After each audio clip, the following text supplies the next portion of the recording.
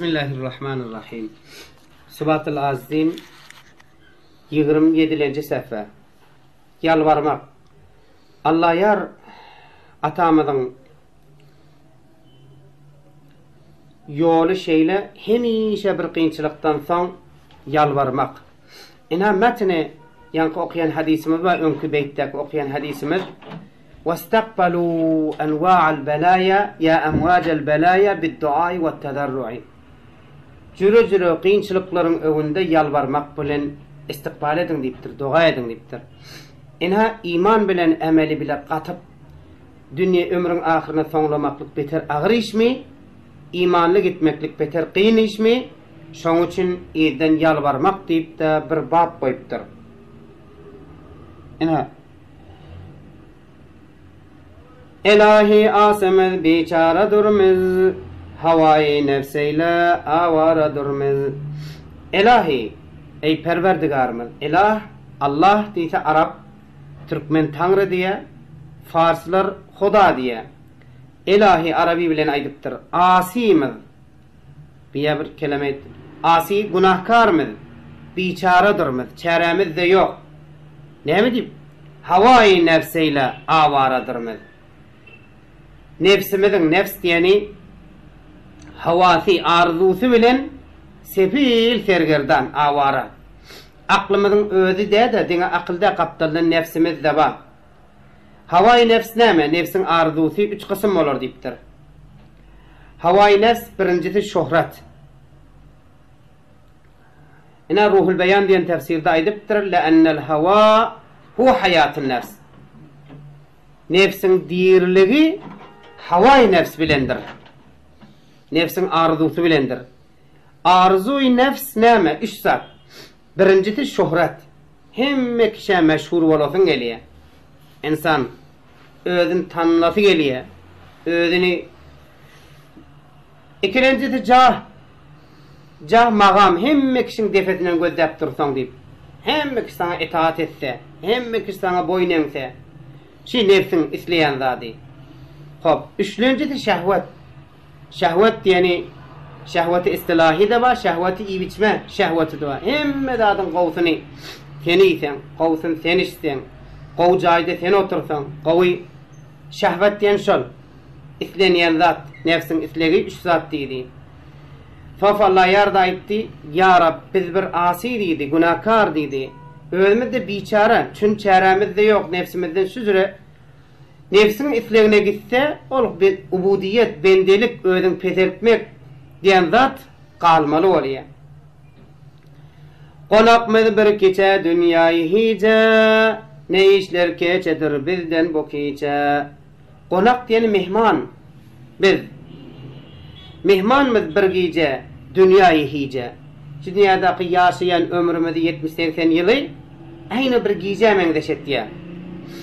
Ne işler keçedir bizden bu gece? Bizden bu gecede ne iş geçecek? Hayır geçecek mi? Şer geçecek mi? Fağın muşebben bihinin vecih şübheti. İki daç vecih şübheti var deyiptir. Bire dünyanı bir gece yanak dağatanı duyman ağlarsın ömrün seri geçer deydiği. Bir gece her neyse uzun ne olsa yatyan, turyan, beytyan dağatanı duyman ağlayan. Bir. İkinci vecih şübheti gecede de karanlık gecede de zatların rengi görünüp durmaya sana. Gözüne görünmeye eşyalar.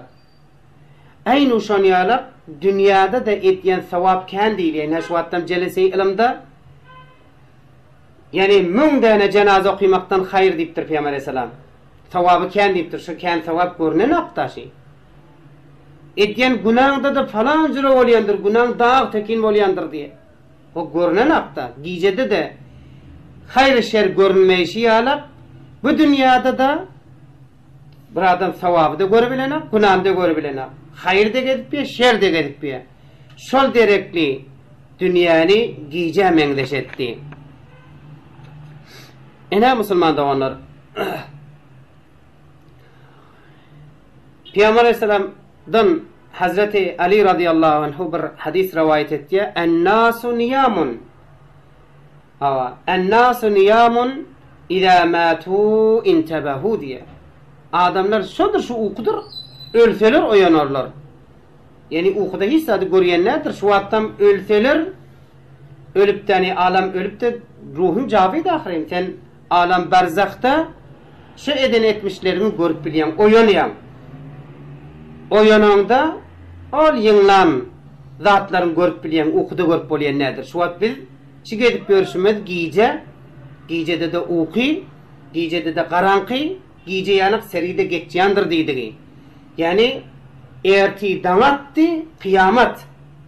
Danattı alam berzak yani ölüp tökönün sen bir yaktı güne geçtin. Şu vat kayban inan yanda atların kabırda azap ba, sorak ba, kitap ba. Ya kabırda nemat rahat ba. Falancıra cennet ba, cehennem ba. Hemmet kayban inan vatitta. Şolor görünmeyen zattan bir çetin barıp aynal yağın görüyen da. Yine idinden yalvarıya. Butunda tut butun imanımızını, sabah kotkar tutundan canımızını. Butun, dünyanı bir giyce mendeşetti. Tun diye, tun, Türkmen dilde olsa bol vermeli giyce. Türk zabanların dili tun. Butun yani, önkü butun giyce deydi. İlki butun bitin deydi, bitin, kamil deydi. Butun da yani bu giycede dünyanı, ömrün şodursun bir giyce mendeşetti. Şu giycede yani ömrümüzün bütün giycedinde imanımız bitevet, kamil et. İmanımızı kamil edip de kıyamatta canımız kurtarıver deyip Xudaya yalvarıya. İna İskender Zülkarneyn diyen evliya, badiler, peygamber deyip şil aziz dünyanı soran padişahı peygamber 3 nefer dünyanı soraptır. Şon biri Süleyman, Aziz Süleyman. İna İskender Zülkarneyn Xudaya yalvarıptır, ya Rab deyiptir. Bana bir uzun ömür ver deyiptir. Ta dünyanın ahirine varyança diri kalıp ibadet edeyim. Müslüman da onlar şu azizin dileği neyme ömür uzaltmaklıktan hedef yiyip içmek değil, ibadet. Şu dursun sana ibadet edip sana rızayetini tafayın deyiptir. Sonra Xuday Tebarek ve Teala Cibril'i iberiye ay Mağrib zeminde, meşrik zeminde dünyanın tökönünü, gün batarda dünyanın tökönün yerinde bir yer olmalı, ona asmanın yıldızı, günün, ayın ışığı düşmeyen olmalı, bir karanlık yer olmalı. O tadı yaşamak gayri mümkün olmalı. Ina şol zeminde, şondur, Mağrib zeminde de sözlü yer olmalı, gün doğurda da sözlü yer olmalı. Şu iki karanlıklığın birinde ma'il hayat badiptir. Yani ab hayat, dirlik su. Şol dirlik sudan içsen, târet kılsan, ölmeyen ve târetinde pozulmaya deyiptir. Şol İskender Zülkarneyn 6 aylık azokatını alıp, inha Mağrib zemindeki karanlığa giriye, o vattan bular yanıp, roşanayı bere yanıp, çıraq desti, çıraq, ayrı zatları yok. Bular tüsyanın karanlığı yanıp karanlığı. Bu atlı giyceler karanlığı olmakla öyle de yıldızın yaktısı, ayın yaktısı, kara şolar bilen bir yaktı, şedid yaktılıkta, ol tüsyanın karanlığı yanıp karanlık. Kabarık giriyalar. Sonra ellerine bir çakmak taş alıyorlar. Cark, sonra bir azık ot turit polyan olmalı bir de sonun son sesi bilen ve sonun carkıllısı bilen ve sonun çıkyanca ot çağadı bilen birini tapıp giriptirler. Hulasa şol ya Mağrib zemin ya Meşrik zemin ikisini aktarıp ikisini bar gözzeptirler. Gözzep tapmandırlar. Gözlerlerinde hulasa ikisini gözzeptir. Sonra birine ya Mağrib'de ya Meşrik'te huzur zihnim yok. Yani tefsirlerde ba. Sonra Hazreti Cibril gelip Hazreti Hızır'da bağmıştık sonra. Şolon leşkerinde. Hazreti Hızır gaytiye bir sen içmek hakkın şu attam aba hayatın kaptalcığına gelin. İnha kayrak gidersin. Yokhorlayın savlarsın. Destirasta şotada su vardır. Şonun işte kan ve târette kıl deyiptir. Başkanın içmek hakkı yok deyiptir. Hulasa öyle çıktır o Türkmen Hıdır diye. Asli adı Hızır. Hızır de Beşir asli adı. Hazreti İlyas'ın hatta inşallah onu öz faslında beyan eder. Hızır İlyas deyip gelir sonra aydar. Hıdır, şu Hızır sonra işiptir. Ayçak bolyanım kıssadan hedef Nahayim şuty. Şol qaranqılıqdan gelende bir adanrak yere gelenine atın ayağına degiyen daşların sesi ütgäpdir. Şonna İskender Zülkarneyn'den soraptır yaranları. Ya İskender, şular näme atqa diýipdir. Onu Hazret İskender aýdypdyr, bu atın ayağına degiyen zat, atın ayağına degip de sesi ütgäp, öňki ayağına degiyen zatdan aýry zat boluşy, bir zat diýipdir.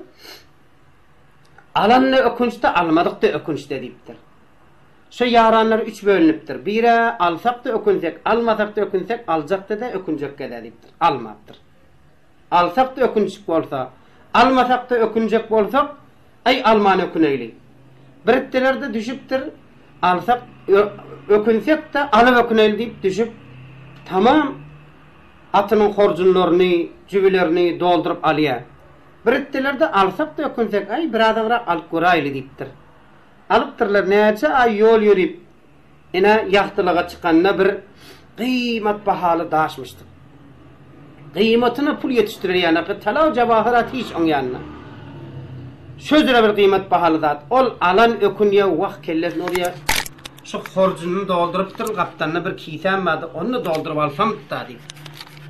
Ol ortanjy bir azyjy alan ökünýe kellesini orýa wagt şol şulanky ýana horjunlamy dolduryp alsam da boljakdy da. Ol hiç almadyk kellesini orýa wagt şular ýana alsam da. Ene musulman doganlar. Aýny o İskender Zülkarneyn'in yaranlarynyň atynyň aýagyna dökülen kıymat bahaly daşlar ýana sawaplar şu dünýäde de dökülüp ýatydy ýa-ni dünýäniň öýle qaranqylyk görünmeýär. Ölseňiz görersiňiz diýe.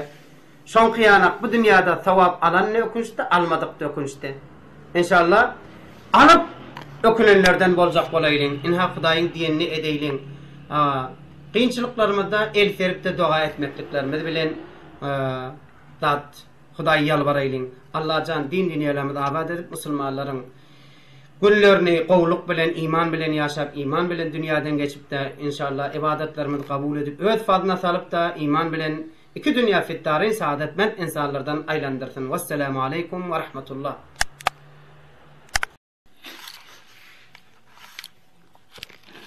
Bismillahirrahmanirrahim. Subhatul azim.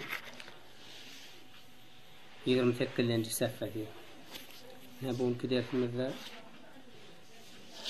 sofa Allah ýar atamyz kynçylygyň ýerinden el serip Hudaýy ýalbarýar Peygamber Aleyhisselamyň aýdan hadisini emel edip Peygamber Aleyhisselam aýtdy: "Wastaqbalu anwa'al balaya bid-du'a'i wat-tadarru'i." Ya wastaqbalu amwajal balaya bid-du'a'i wat-tadarru'i.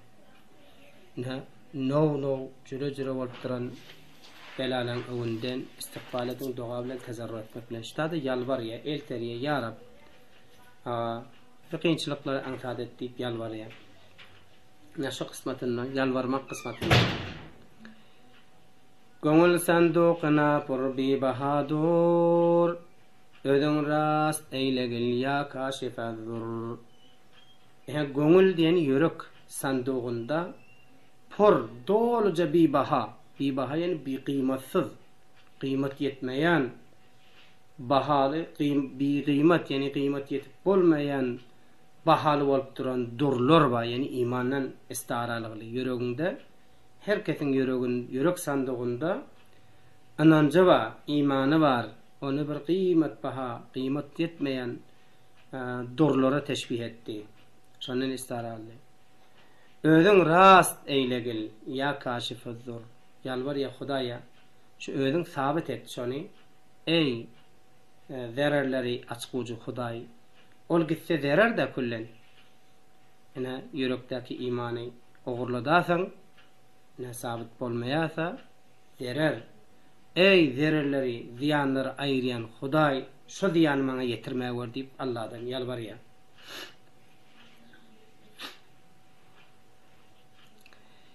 Oşal dur kastına şeytanı bedbaht, düşüptür köp hava hahi bilasaq. Şol durun kastına şeytanı bedbaht.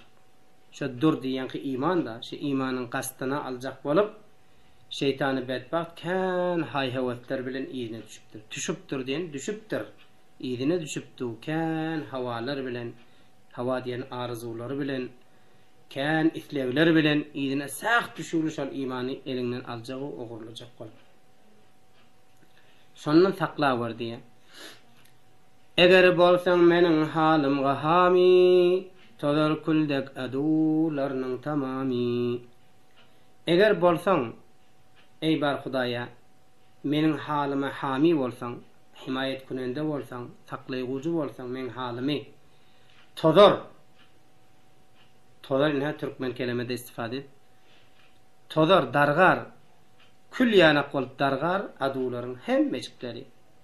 Gelýän jiniň nime şeytanyň özi bir bolsun, ming bolsun, milliard bolsun, her gança kän bolsun, hemmeleri Hudaý saklasa hiç da dedi bilmez diýdi. Tozup dargap gider diýdi. Kül ýana bolup dargar. Kulina gaty ýelesenne bizde bir ot ýakda kül galsa, kül ýeriňe dargatýan. Eýni şu külüň dargaýşy ýalak inha düşmany, insanyň düşmany bolup duran şeytanlar duru bilmän dargar diýdi. Ne saklasa bela ýok, saklamasa pena ýok. Atalarymyň aýdan sözi. Hudaý sen saklasaň hiç da elinden gelmez diýe. Ne ilki beytte şonu mukamel önkü beyt. Eger sen saklasaň rahmet ýolydan, adu kul gelse ne kelgey golydan.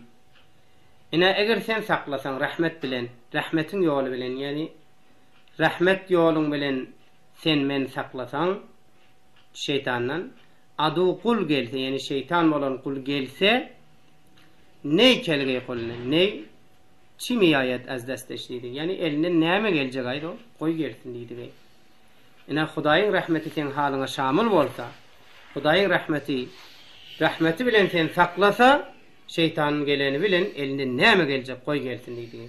Pes Hudaýa biziň şi kalbymyzda bolup duran iman durumuzy saklawar diýip ýalbarmak. Hep ebede lazım gerek. Şol imanymyzy saklatmak üçin dua etmekle. Ina 160-njy beýt. Yine imanda aytti ehli tahqiq, Hudadandır hidayettirle tevfik. Yine imanda ehli tahqiq, akaid usul ilimlerini bilýän adamlar aýtdylar, tevfik hidayet Hudaý bilendir. Her kitaplarymyzda ve tevfik min Allahi Teala diýendir. Tevfik hidayet etmeklik. Ulama akaid aýtdylar, hidayet Hudaý tarafından. Fazlı Hudaý tebarek ve teala fazly, ina bendelerin etmekligi kesip. Ina hidayeti Hudaý halk etmeli, ina bendelerine bermeli. Bendenin kesbedip işläp ýa tutup almaly zatlar däl. Emma iman iqrarın bil lisan ve tasdiqun bil kalb bir kesb. Emma önkü hidayeti tevfik az tarafı Huda bir fazldır. Hudaý tarafından gelen bir fazldır. Yani bendelerin kesbedip öýde işläp tapmalylar däldir. Tevfik ve hidayet min Allahi Teala. Hidayet ve tevfik Hudaýyň. Ina etiqady babarymyz şu bolmaly. Ina guýma gursak bolmasa, dürtme gursak, neýlesin guýma gursak diýen hidayet. Hudaý hidayeti düşmänenden sonra on hiç peýdasy bolmaýar. Ina gördüňiz ki Peygamber Aleyhisselam zamanında Peýgamberiň ýanydyr mojizatlaryny görüp, şakyl kamary görüp däni kabul etmen Abu Cehil, Abu Buhtariler kabul etmediler de. Ne hidayet, Hudaý hidayetini halamady. Hudaýyň fagly ol mahluk emesdir. Kişi hergiz eni mahluk demesdir. Hudaýyň faglydyr hidayeti tevfik, ol mahluk däldir. Hiç bir adam hidayet bilen tevfik mahluk däldir, bendeniň kesbetýän zatlaryndan däldir. Hudaý tarapyndan berilen bir sowgatdyr diýdi. Ina dediler marifet birle ikrar, oşalkum bendesinin falıdan bar. Ana ulama-i tahqiq, ulama-i muhakkikler, şi akaid ilmini düzen ulamalar aýtdylar marifet. Yani imanda marifet birle, yürek bilen inanmaklyk we dil bilen ikrar etmeklik diýen zat, şol oşal kim ol bir zat ki bendesinin falynyň bar. Benden etýän işi bular mahlukdur diýjek. Bes iman diýenim bendeniň işte galbyň bilen inanmaly, ýüregiň bilen tasdiq etmeli. Bular kesbi zat, kesbi mahluk. Emma hidayeti tevfik bendenin kesbi değil, Hudaý tarafından bolansa ol mahluk değil diýip aýtdy. Neçekkim bendeni halk etdi Mevla, tagi mahluk erur fali qawla. Neçekkim Hudaý tebarek we taala bendeni halk etdi, bendenin özü de mahluk. Pes bendenin özü mahluk bolsa, bendeden sadyr bolýan iqrarın bil lisan we tasdiqun bil qalb o da bendenin işide. Pes taqidiyen yene mahluğun özü de bendelerin özleri de mahluk, pes etdiyen işler de mahluktur. Taqidiyen yene mahluktur, eror diyen dur, fagly we eden işi we aydan kefi. Ina aýtdyň dil bilen gepleýän gepi iqrary we ýürek bilen eden işi de burada pes netijeten iman mahlukmuşdur. Hidayet ve tevfik mahluk değil. Ina yine bir etiqad aqide orada yine bir zat aýtdy. Eror bir manida iman ve İslam muny bilse gerek her has ve her am. Ina eror diyen dur hemişe muzafiliyi uçak getirýär. Bir manadadır iman İslam diýdigi. İslam bilen iman bir manada dur. Eror diyen dur diýdigi. Ne? Muny bilse gerek her has ve her am. Her ulama bolsun, gaýry ulama bolsun, baýet bilmeli iman İslam ikisi bir many. İman we İslam wahid diýip Imam Azam Fiqhul Ekber'inde de aýdypdyr. Bir usul agaýt kitaplarymyzda hemmesinde aýtýar iman we İslam wahid diýip aýtýar. Howly imamlar şeýle, emma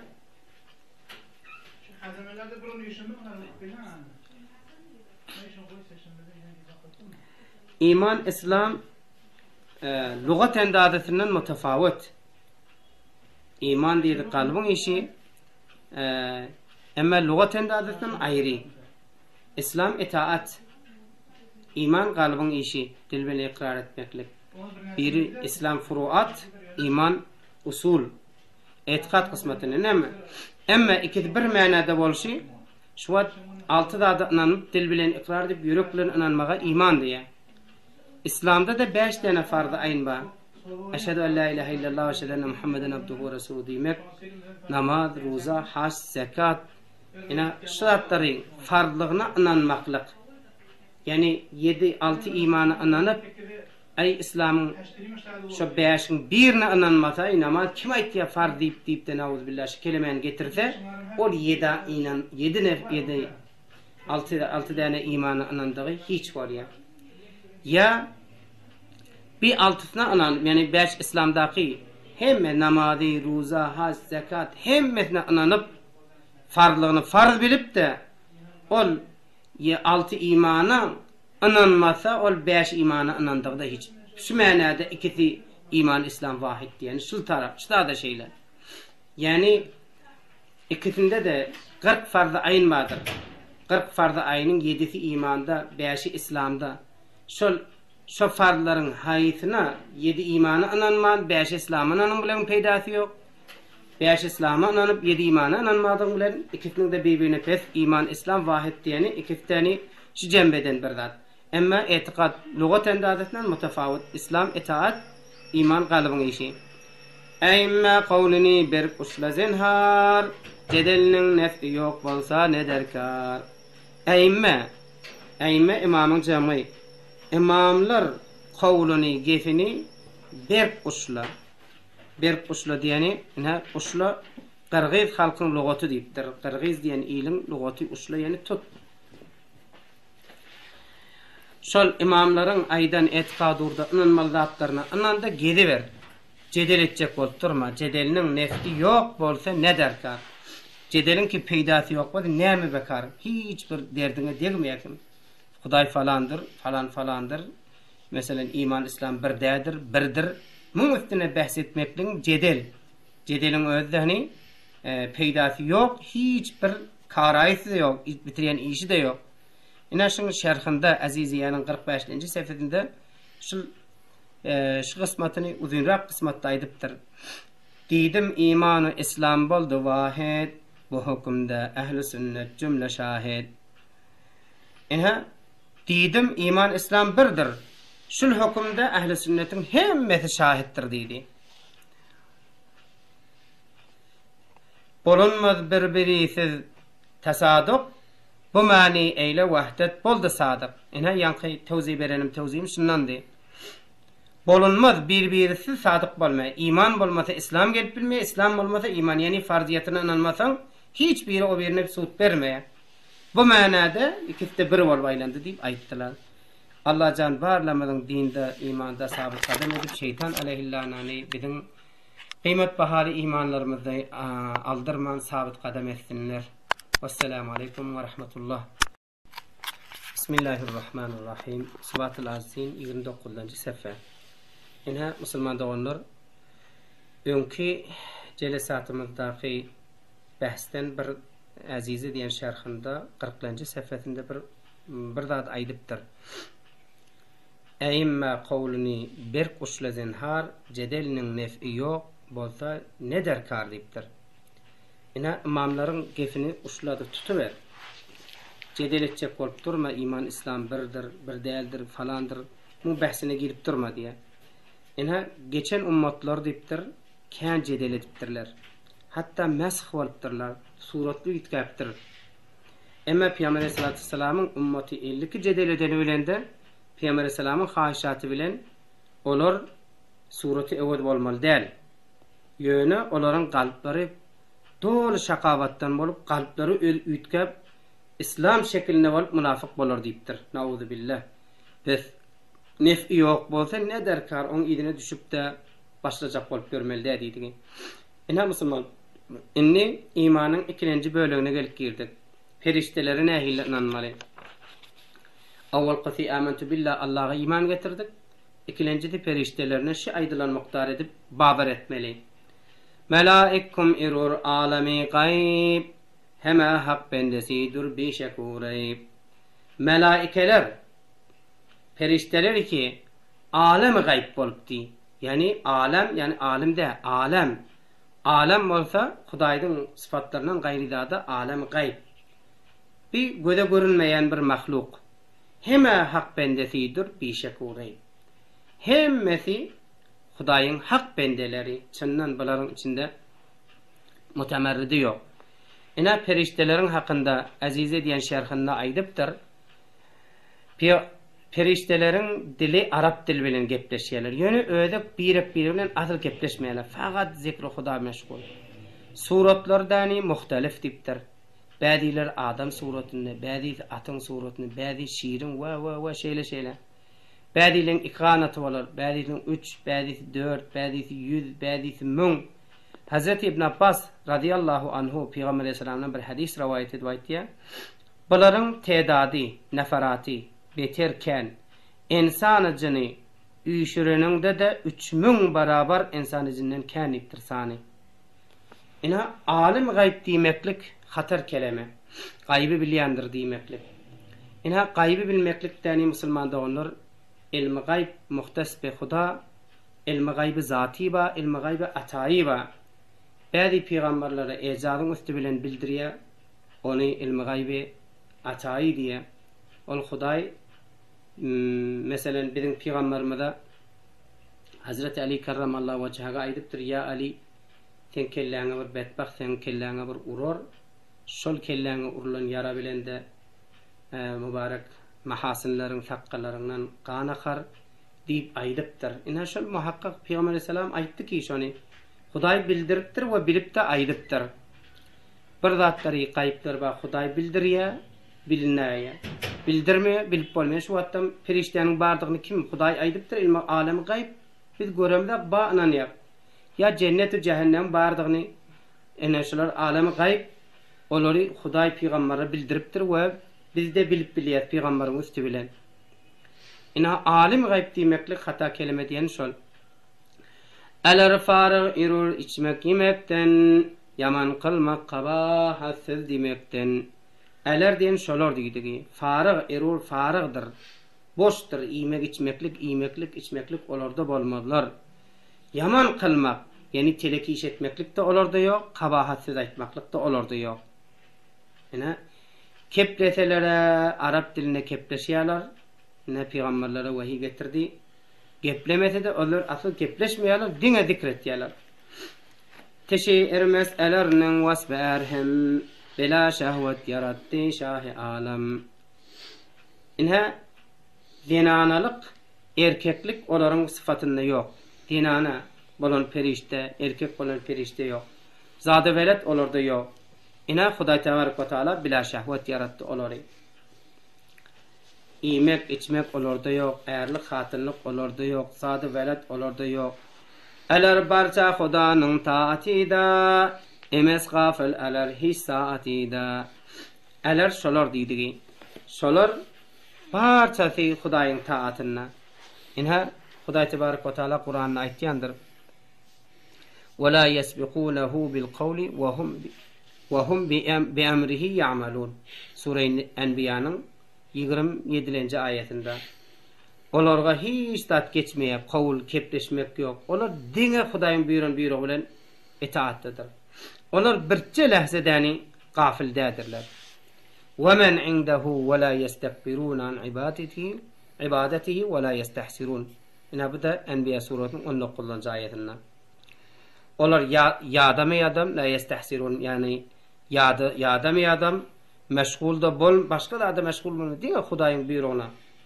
Ina ahirki beýti egerçi barçasy taat serişte muqarrab badiden badi ferişte hemmeti eger sendiki şol feriştelerin barsy taat bilen daim dawamel awqat itaat et geçirýärler. Bain vücutta şolaryň bädisinden muqarrab Hudaýa ýakyn, bädi ferişteler, rusul ferişteler we Hazreti Cibraildir, Azraildir, İsrafildir. Ina her gaýty resul bolduran ferişte muqarrab öýleklerinden. Ina ferişteleriň ibadati biziň dem alşyma diýanak diýe. Biz şu wagtdan narahat da bolsak demalýak, hoş da bolsak demalýak, ýatsak da demalýak, tursak da, iýsek de, içsek de demalmasak bir nis ýok. Ina şolar ýanak ferişteler de ibadati biziň demler bilen depbedendir. Pes bu alama, bu mewjudata inanmaklyk ina ikinci imanın bölügidir. Allah can hemmemiz dinde, imanda sabit kadem etsin. Vesselamu aleykum ve rahmetullah.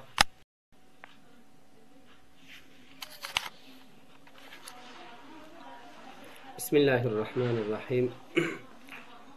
Sıvat-ül Azizin 31. sayfa.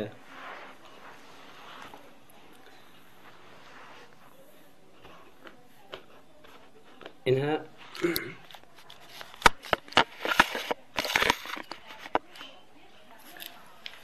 bu safhada imanın cözlerinin birini aytıp barýady. 6 zada inanmak, birincisi Allah Teala, ikincisi ferişteler, üçüncüsü kitaplar. Amentu billahi ve melaiketihi ve kutubihi. Şu kitapların nahil inanmalıklarını atamız sofa Allah yar işanlar aydıptırlar. Kitaplar. Müslümanlar okur Kur'an ki hala eror barça kelami hak Teala. Müslümanlar ki şu wagt Kur'an okuýarlar hala barçasy, yani hemmejigi kelami hak Teala'dır. Allah Teala'nın kelamıdır. Yani Müslümanların şu wagt okyp duran kelami ki Kur'an-ı Kerim bolsun, 23 ýylyň tulunda Hazreti Cibril'in vasıtasy bilen Peygamber Aleyhisselam'a gerek wagtynda nazil bolup tökülen Kur'an, şu wagt Kur'anymyz şolar hemmesi Allah Teala'nın kelamıdır. Taqi peygamberimizden burun bil Hudawendim kutuplar kıldı nazil. Taqi diyen yine peygamberimizden öňçäk de bil, öňçä de peygamberimizden öňçäk Hazreti Adam, Şiis, İdris, İbrahim, Musa, İsa, Davud şulara da Hudawendim kutuplar nazil etdiler. Yani kutup kitabın cem'i kan kitaplar indirdi diýdigi. Ina birinci bar inen kitap Tevrat Suryani dil bilen indirilipdir. Özüňiz bilşen Hazreti Musaga inen kitap Tevrat, soňramda Zabur, soňramda İncil ve Qibti dil bilen inigli, soňramda 100 tane de sahife inipdir. Warak her gaýty Hazreti Adam, Şiis, İdris, İbrahim bularga inipdirler. Her gaýtına tedadyny tefasirlerde ba kullen mecmu ile 100 tane sahife 4 tane de kitap şeklinde şular hemmeti Hudaýyň kelamıdır diýip bawer etmeli, inanmaly. Yeberdi her qayu peýgamberiga ki iman keltirip mezhab bariga. Yeberdi diýeni ýeni iberdi her qayu her bir peýgamberga hemmesine de imanymyz bar, hemmesine de inanmyz bar, hemmesine bawerimiz bar diýdi. Hemme Hudaýyň kelamı diýip inanýar. Barisi Hak Ta'ala'nın kelami muni bilse gerek her has ve ami. Barisi Allah Teala'nın kelamıdır şular. Muni her has, her am, her türlü adamlar bayet bilmeli. İman diýeni ulamalar bilmeli, beylet bilmeli diýdik de. Şuna iman getirmeklik insan bolsa lazım zaruri. Çi has bolsun, çi basabat bolsun, çi bisabat bolsun, çi hoca bolsun, çi gaýry bolsun. Her insan adından, her tavaiften bolsun, baýa şunu bilişlik gerek musulman diýjek bolsa. Kelami vasfadur ey adami zat, kalıp erdim sıfati babidayat. Kelami, Allah Teala'nın kelami sıfattır. Onu ey adami zat, ey adam oğlunları, biz onu öňçek aýdypdyk. Kalıp erdim sıfati babidayat. Ina Hudaý Teala'nın sıfatyny aýdan babında aýdypdym 19-njy sefede. Inha 1800-nji beýtden ta 1108-nji beýtden ta 113-nji sefede barýança. Yani şu talarda aýdypdym diye kelamy näzir inanmaklygyny, kelam hadis ve mahlukatyň ya tutan zatlar hadis, kelam-ı zatîsi kadimdir diýip aýdypdyk diye. Indi hurufu, savtu zatlara geçirilen bular kelam-ı hadisdir. Yani insanyň kudratyna sygar ýalag edip aýtdym diýip ol nime babynda aýdypdy. Indi Hudaý tebarek we Taalanyň inanmaly zatlarynyň birine gelip ýetdik. Bismillahirrahmanirrahim. Sıfatul acizin sefeyi siyodo 32-nji sefe. Bu kısmetta imanın 6 zata inanmak diýdik. Şu 6 zatyň Allah'a inanmaly, feriştelerine ve kutubihi ve rusulihi diýen kısmatyna geldik. Peygamberlere nähili inanmaly, şu ýerdäki aýtjak zatlara görä şunýalak inanmaly diýdik. Sana o hamd kudretli Hudaga ki iman keltirip biz enbiyaga. Yani sana hamd setayiş bolsun, hamd bolsun.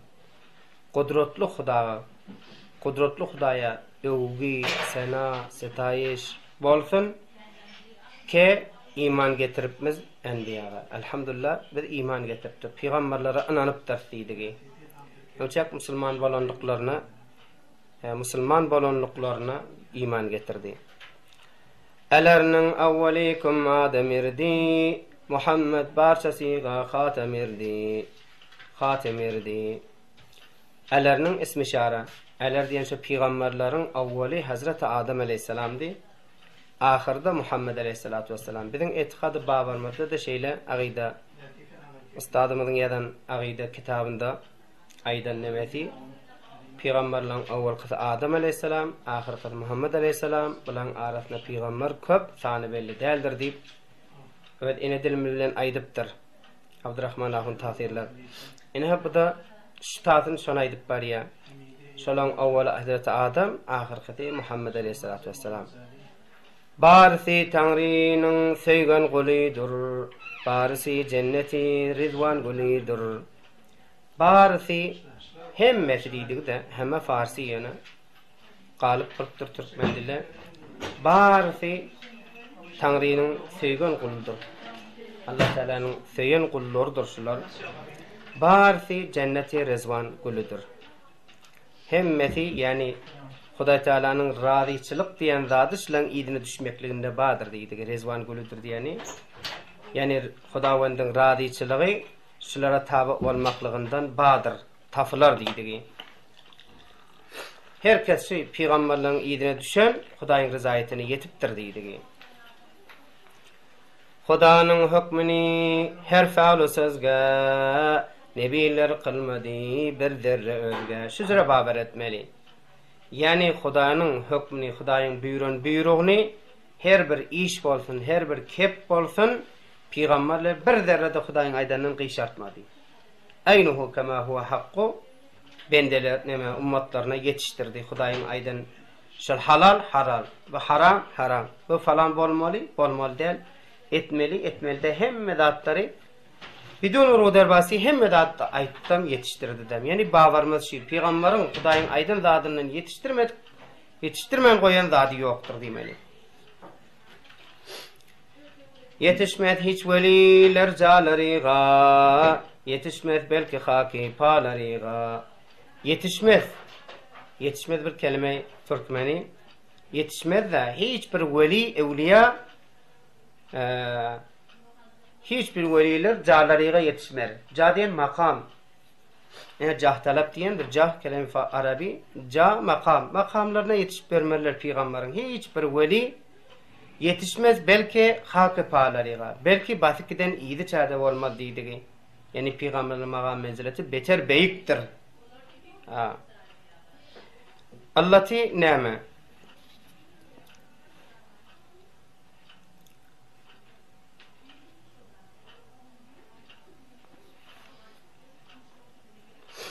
Çün peygamberler diyeni, evliyalar peygamberlerin başkadan iyisi olmaz diyeni, peygamberler diyeni sahibi vahiy. Hudaý bilen irtibatı var. Hudaý bilen bir tobaly gepleşipdi, bir tobaly Hazrat Cebrail'in üstü bilen muňa vahiyler gelipdi. Enha Hudaý bilen irtibatı var. Amma weliler diňe bolata sahibi keramat Hudaý bir geňrek zatları şu peýgamberiň iyidine düşenligi derekli Hudaý evliyalara berýärler. Ena bir de aýdypdyrlar, evliyalar bir qatra ýanyp, peygamberleriň derejesi okyanuslar ýanyp diýipdir. Ena evliyalaryň da kiçik diýdigde, ýöne evliyalaryň peygamberleriň magamy menzileti aňyrda bir beýik zat. Ne peygamberler, evliyalar çün peygamberleriň üstünden gelen soň o madar faradan güýçli bolýar diýipdir. Bir de artykmaçlygy evliyalaryň mümkin ýerinde meselen zawali iman bolmaklygy, emma peygamberleriň zawali imandan amandadyr diýipdir. Ne Şerh-i Azizede şul babyň üstünde ýene bir beýtde getiripdir.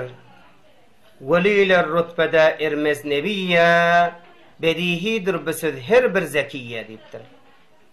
Weliler peygamberler ýanykdadyr rutbada.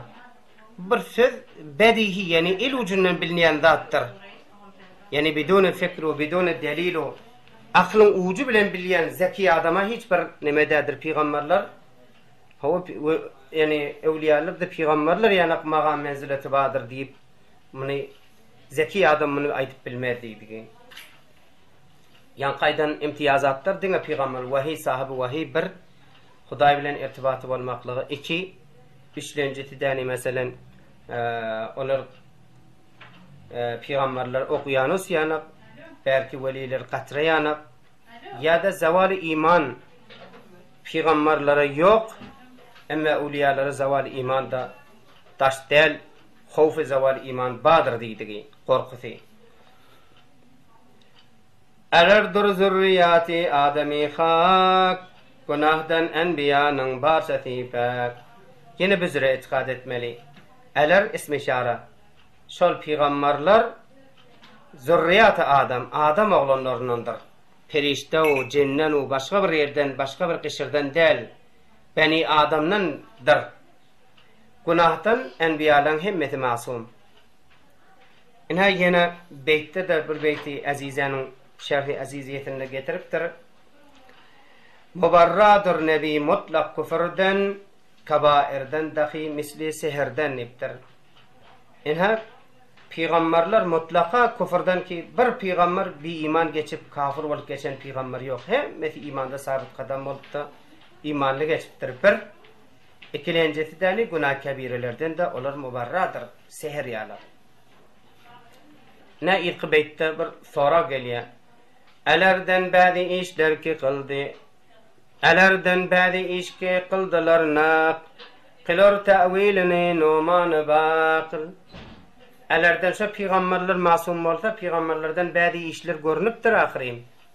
Mesela Hazreti Musa ya Hazreti Adem'in bağdan iymediyse iyiptir. Ya şolar yani Hazreti İbrahim botçikeni edende ulan uloqonları kim nemetti diyende bel ekberuhu bel faalahu kebiruhu ditti. Kebiruhum dedi. Butlun ulus ediptir dedi. Ya şolar yani her bir peygamberlerden bir zatlar geliptir. Bular näme diýse Hazreti İmam Adem Abu Hanife aydıptır buların cevabını. İlde şoň cevabını nakletjek. Buların nemesi hatadan ediptir. Kastan eden zady ýok. Hata yüzünden bolan işte afu diýipdir de. İnha vel afu kel ma'dum diýerler. Hata yüzünden bolan işe afu, günahı ýok. Ondan da afu bolan zatda bolmadyk ýanak diýipdir. Olardan ol bazı işler masum boldy, bir işler bolupdyr. Ya peygamber bolman gaýdypdyrlar, ya peygamber bolan soň edenne de gast bilen de öz gasty bilen bolman, öz ihtiýar bilen bolmapdyr diýe. Misal, hata üçin boljak bolsa, şu wagtym agda arada adam täret kılanda, agdyn çaýkanda bilmeýän suw geçäýär aňyrlaýyn. Suw geçýär. Hata yüzünden de şoň aradasy açyldy. Ýöne şoňa günahı ýok. Şu açdy diýip kafarasy da ýok. Enaştada şonu açdy diýip de näme günahı ýok ýanak. Ne peygamberler de eden etmişleri hemme hata yüzünden bolan zat, hata yüzünden bolan zatda da gast bolmapdyr, gast bolmasa da afu da bolsa ma'dum ýanak diýdi. Ne ilk beytte de şonu täkitler. Ol iş kastan emestir enbiyadan, alarga lagzy şeýpadyr hatadan. Ol edilen işler peygamber, bazı peygamberlerin eden yanlış nemeler vardır. Olur kastan edilen değildir. Olur lagzy şeýpadyr, aýak taýyp bilmän duruşuna hata yüzünden etmektir. Eler kasteyle hergiz kılmadylar, boyun buyurgan emreden ayrılmadylar. Eler hemmeti ismi şare. Şolar diýeni yani peygamberler kastan hergiz etmedi. Buyuran işinden ayrılmadılar. Näme diýip? Bari deryayı rahmette idiqar. Resul ile nebide boldu bir far. Barisi deryayı rahmette garktılar. Yani Hudaý Tebarek ve Taala'nın rahmet deryasyny, yani peygamberler zawali imandan amanda.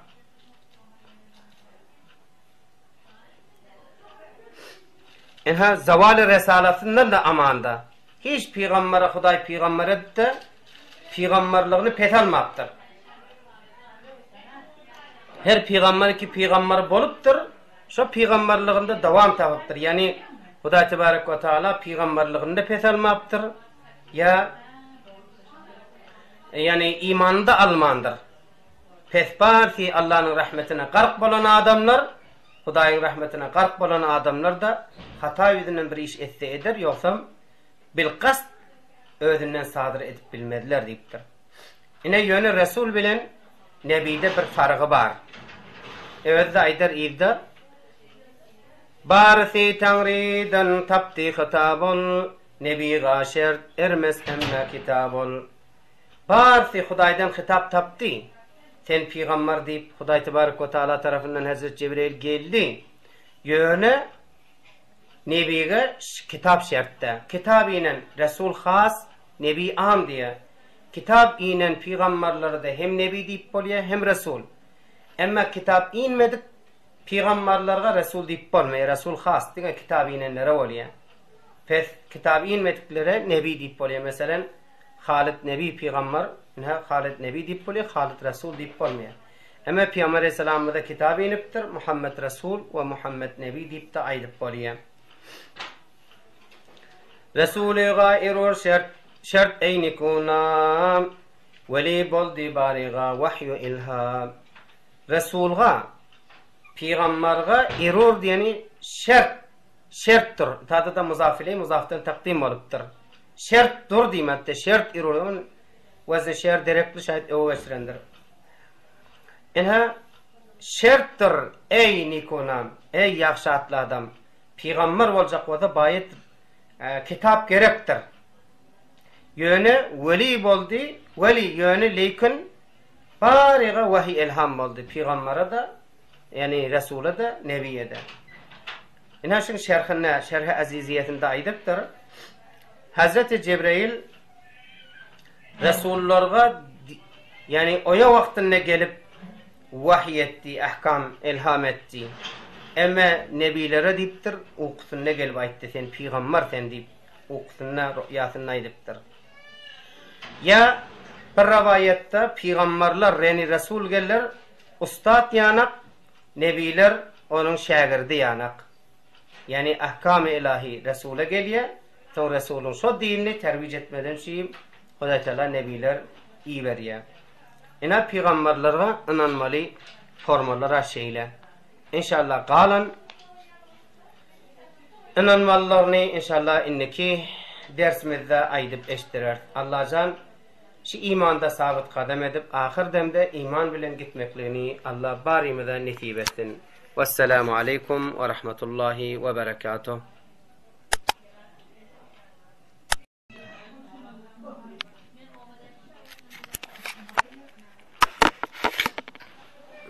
Bismillahirrahmanirrahim.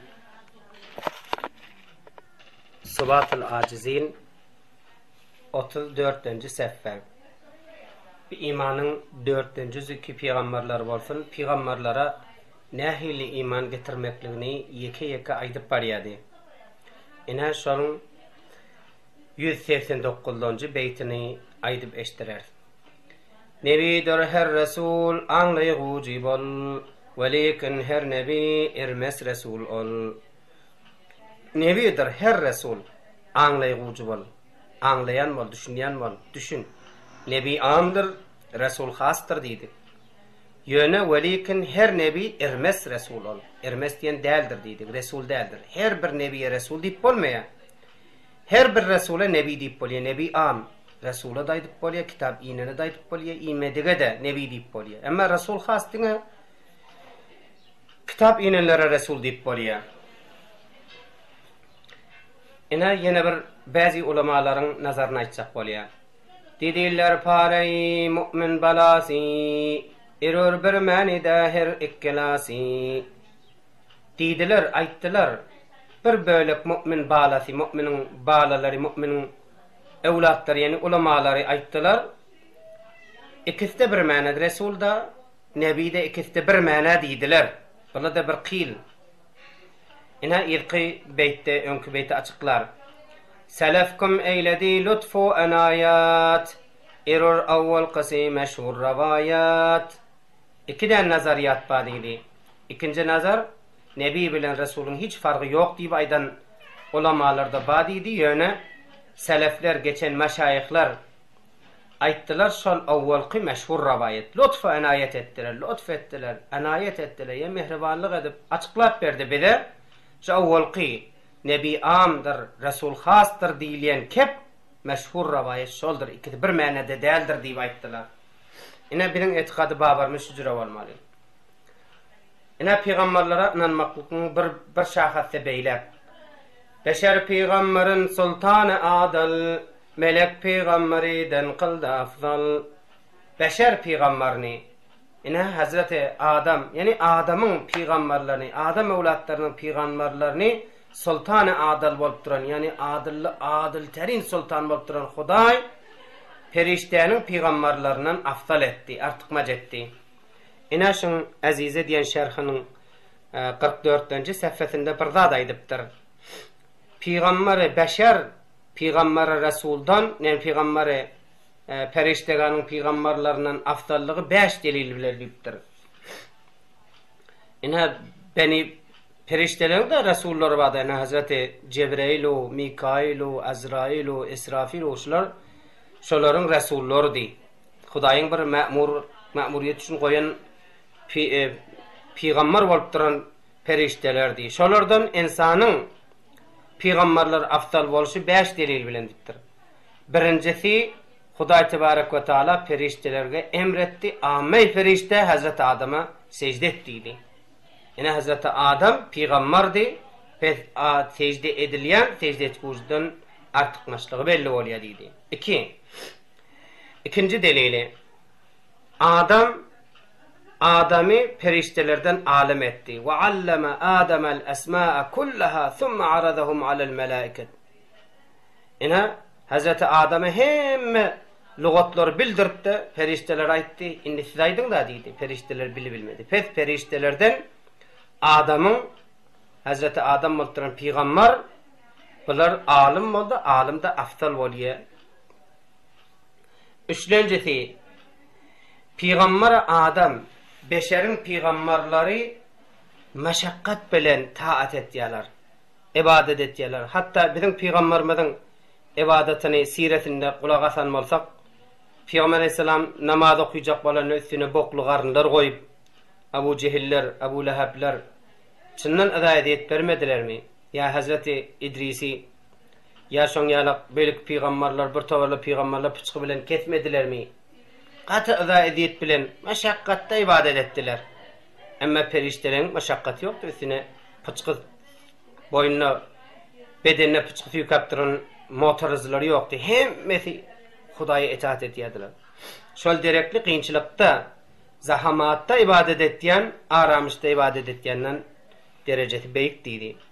Dörtlencesi beşerin peygamberleri ne cennet gören ne dowzak gören. Emma periştelerin peygamberleri cenneti dowzaky gözü bilen gören. Bular gaýban iman getirip, şular ýani Hudaýdan gorkup ibadet etýärler. Beşlencesi Hudaý tebarek we taala Kur'anda beşer peygamberlerin artykmaçlygyna şeýlep gepliýär. İnnallaha istafa Adem. Allah Teala ihtiyar etti Adem'i, Nuh'i, Ale İbrahim'i, Ale İmran'i intihab etti diye, sayladı diye. Ne saylanmak hem medattan saylattır da.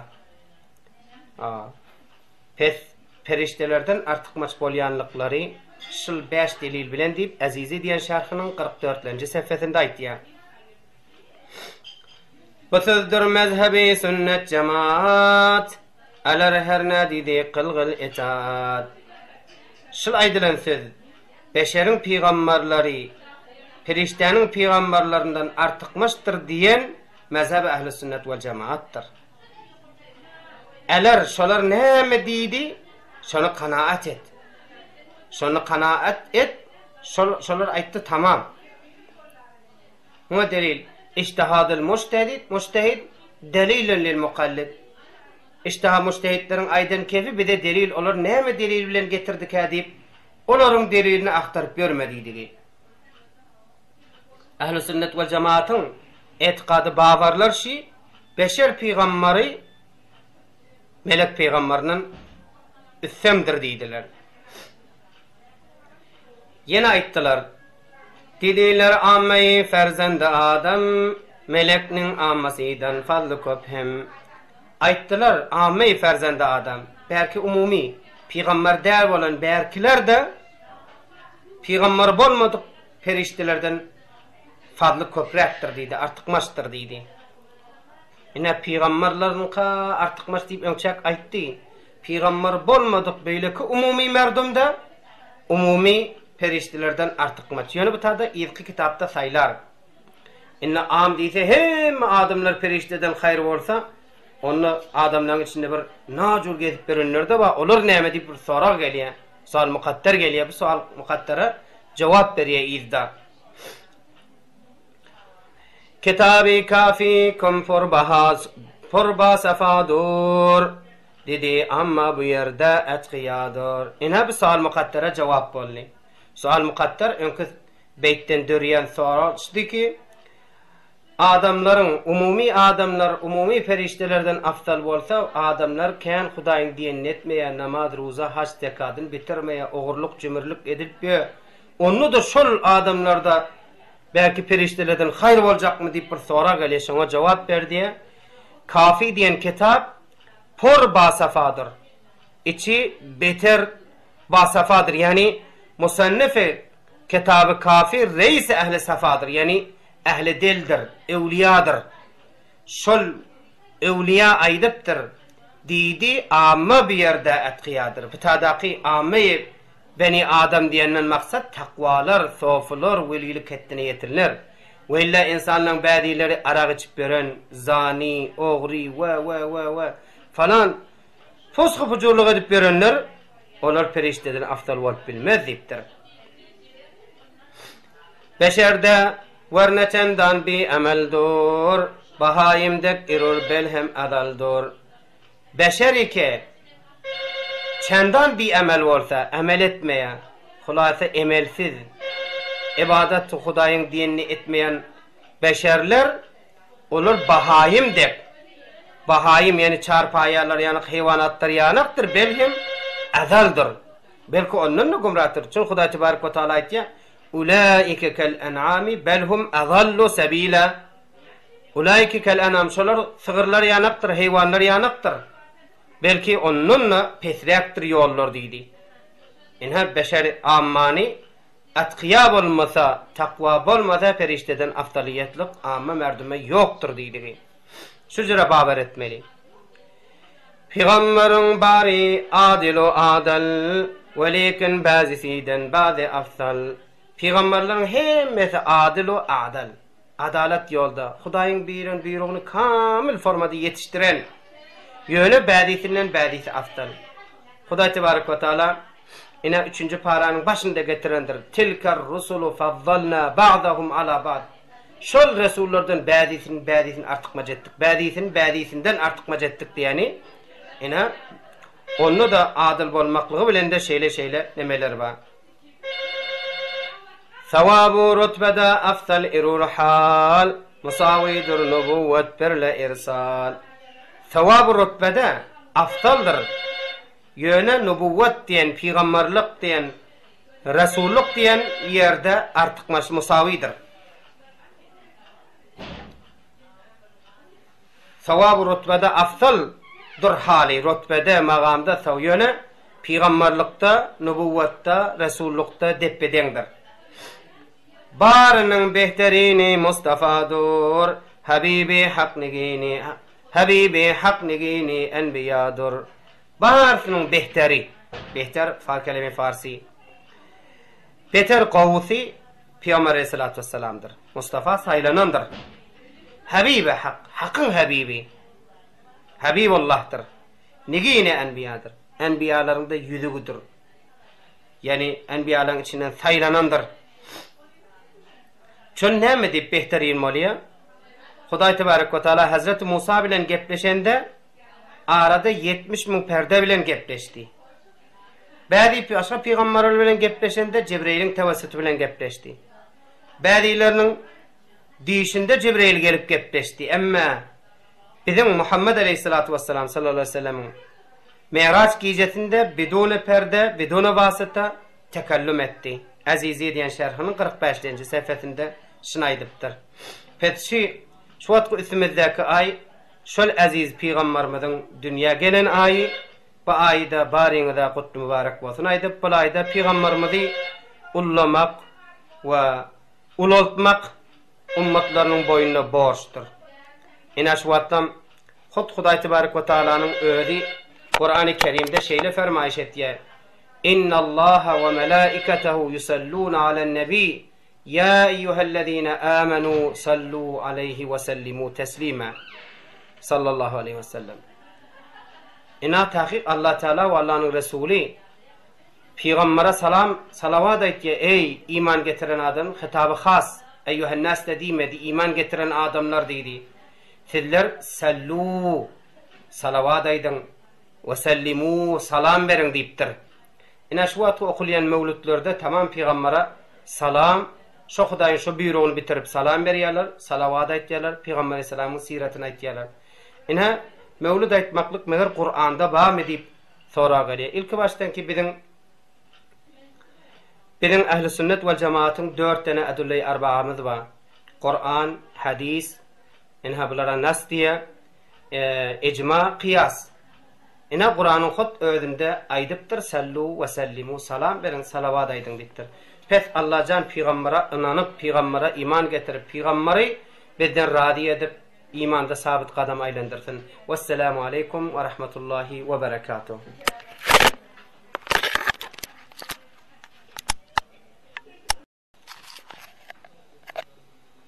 Bismillahirrahmanirrahim. Sıbat-ül Azizin 35. səhifə Peygamberimizin Miracı.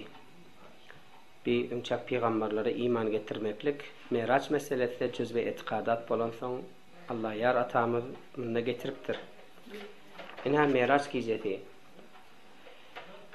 Bismillahirrahmanirrahim. Muhammed kum irur afsalu asta irur bişek şebi Miracı berhaq. İnha bir de cüz-i etikadat bavar. Muhammed, Hazreti Muhammed aleyhissalatu vesselam ki afdal, hemmedattan afdal ve sadık, anır baş, rastku, doğruçi. İnha, şol doğruçi, afdal adam, men meraca gittim deyse, inanmaklık gerekli. İror bişek, şebi meracı berhak. Meraç gecesi haktır. Ona hiçbir şekil şüphe yoktur. Azize diyen, Şin şerhinin 45-ci səhifəsində aytdı. Bir adam peyğamberin miracını inkar etse kafir oluyor. Çünkü Kur'an aytdı. Subhanellezî esra bi abdihi leylen minel mescidil harami ilel mescidil aqsa. Yani bir adam Beytullah'dan Beytül Muqaddas'a varyança giden değildir deyip inkar etse kafir oluyor. Beytullah ay ondan gitse gidendir, ondan defa giden değildir deyse onunla fasık oluyor deyiptir. Kafir bolmar, yani fasık bolar deyiptir.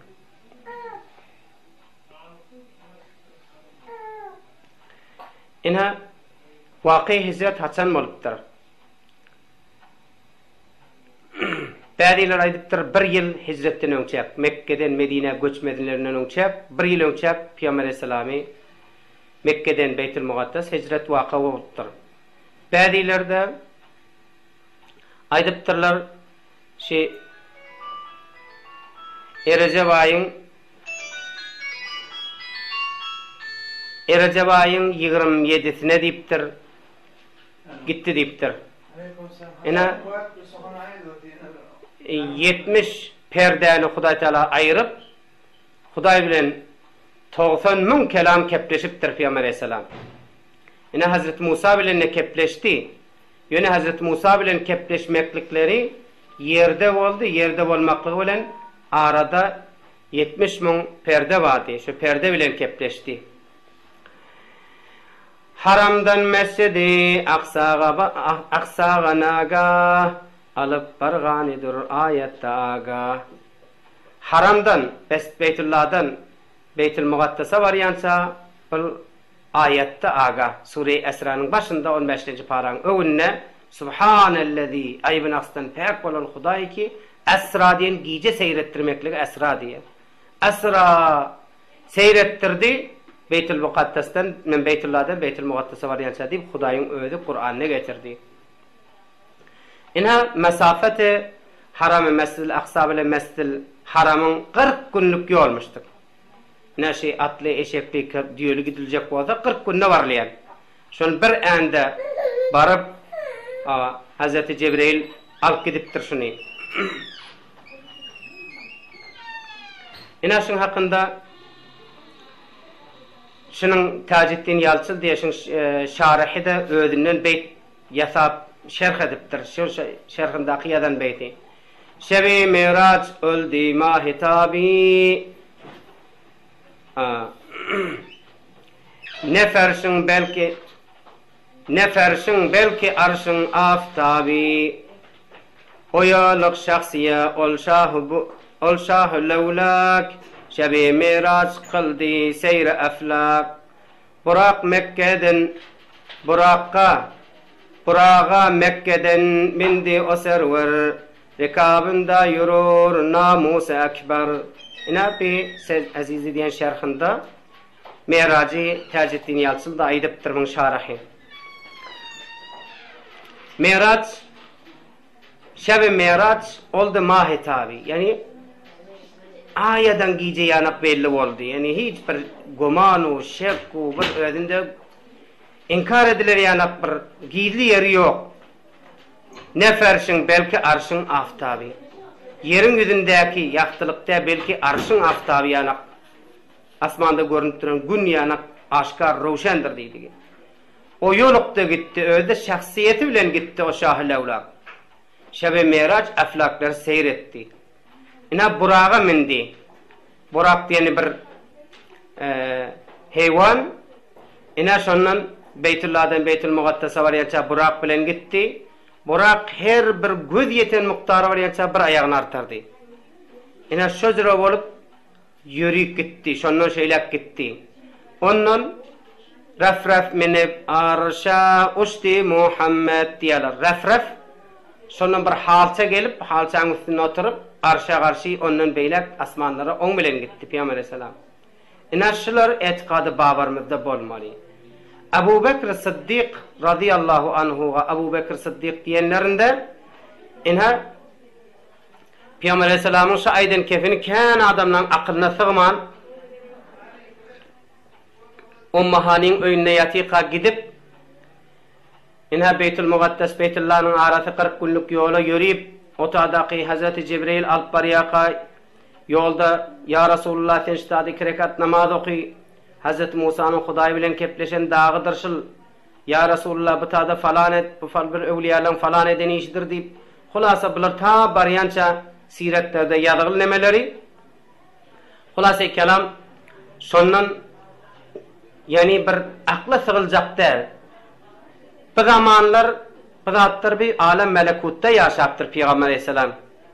İnha 7 kat asmandan geçiptir. Arş diyen 7 kat asmanın üstündeki koyulan kafaga arş diye. Arşın üstüne barıp inha cennetleri barıp görüp cehennemi aylanıp kullen görkülünüşü kayıptanan yadatlarımız hem Peygamber Aleyhisselam görüp yeni uğurluk gelip yatanla şu yatan cayının kızgını da ayrılmaptır diye.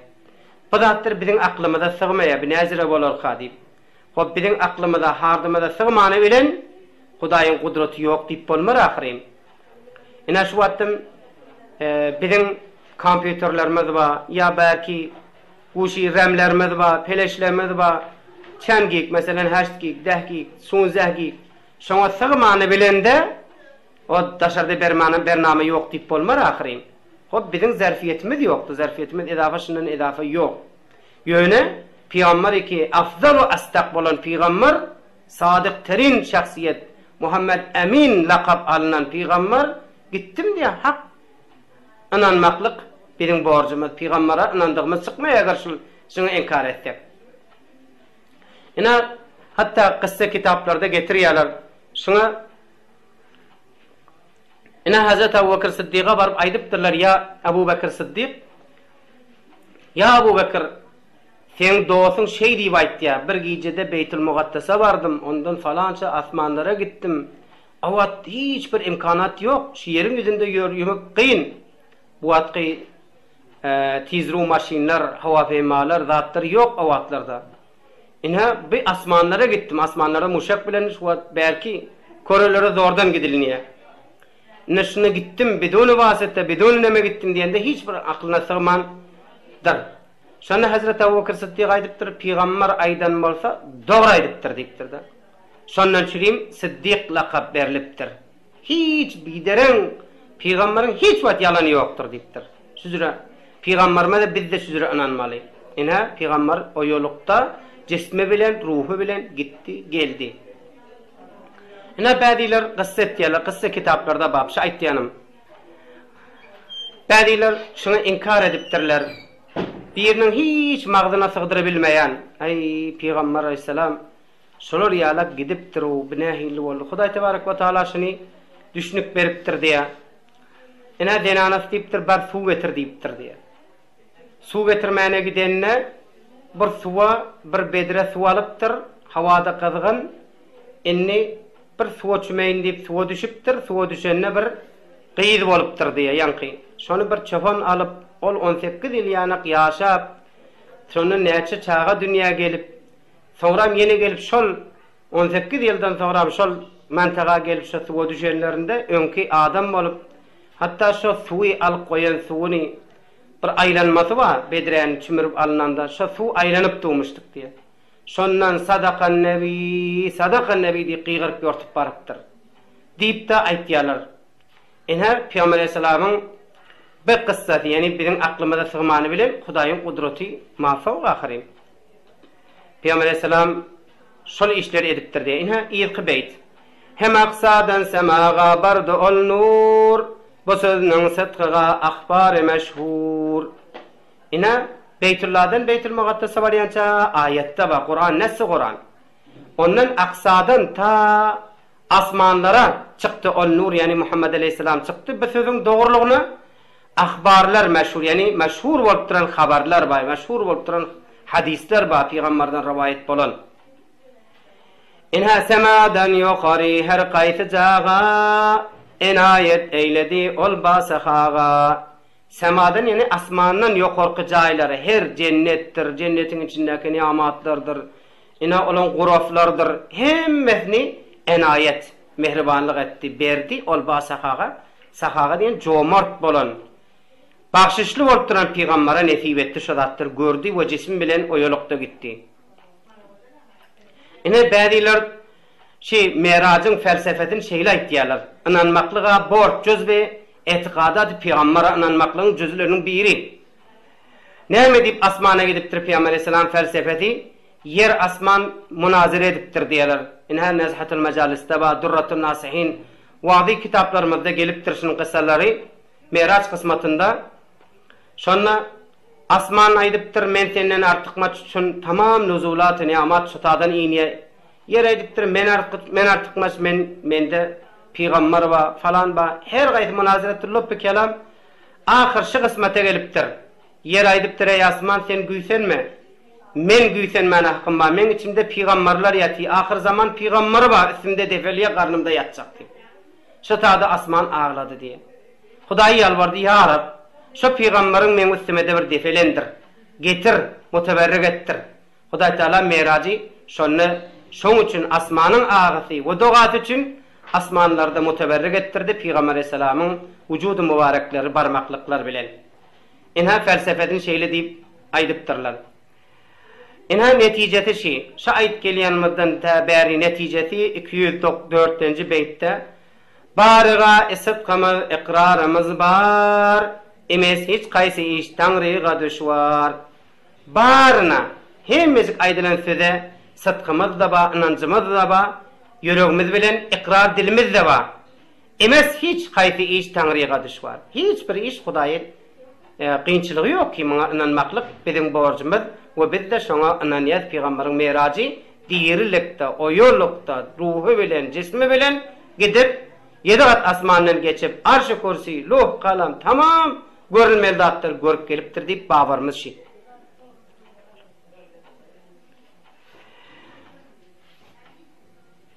Inha inşallah inni kalam kısmatyny inniki bernamaz inniki dersimizde aýdyp eşitdirer. Wassalamu aleykum we rahmetullah. Bir kere sayınız. İnşallah.